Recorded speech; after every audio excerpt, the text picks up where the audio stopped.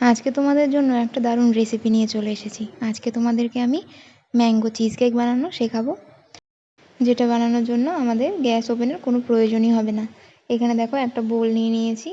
এবার এর মধ্যে বেশ ওই 7-8টা মতো মেরি বিস্কুট নিয়ে নিয়েছি। এবার ভালো করে গুঁড়ো করে নেব। গুঁড়ো করে নেওয়া বিস্কুটের মধ্যে দিয়ে দেব মেল্ট করে রাখা বাটার। তোমরা চাইলে এখানে ঘিও ব্যবহার করতে পারো। ভালোভাবে বিস্কুটের গুঁড়োর সাথে বাটারটাকে মিশিয়ে নিচ্ছি।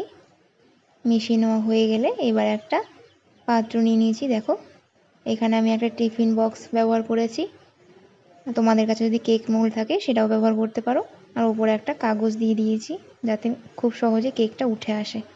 এবার বিস্কুটের যে গুঁড়োটা আমরা রেডি করেছিলাম বাটার দিয়ে, সেটাকে আমি টিফিন বক্সের মধ্যে দিয়ে চারিদিকে এইভাবে একটু ছড়িয়ে দিচ্ছি। এবার এই বিস্কুটের গুঁড়োগুলোকে চেপে চেপে বসিয়ে দিতে হবে যাতে এটা একটা লেয়ারের মতো হয়ে যায়। দেখো এদিকে একটা বেশ সুন্দর একটা লেয়ারের মতো বানিয়ে নিয়েছি। এবার এটাকে রেখে দেবো ফ্রিজে সেট হওয়ার জন্য। এদিকে একটা মিক্সিং জার নিয়েছি, এর মধ্যে নিয়ে নিলাম 1 কাপ মতো ছানা। আর এখানে নিয়ে নিয়েছি জল ঝরানো টক দই 2 টেবিল চামচ মতো।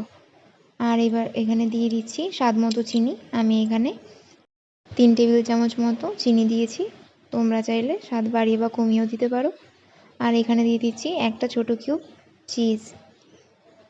আর দেবো একটুখানি ম্যাঙ্গো পিউরি। এবার এই সমস্ত উপকরণকে একটা মসৃণ পেস্ট বানিয়ে নেব।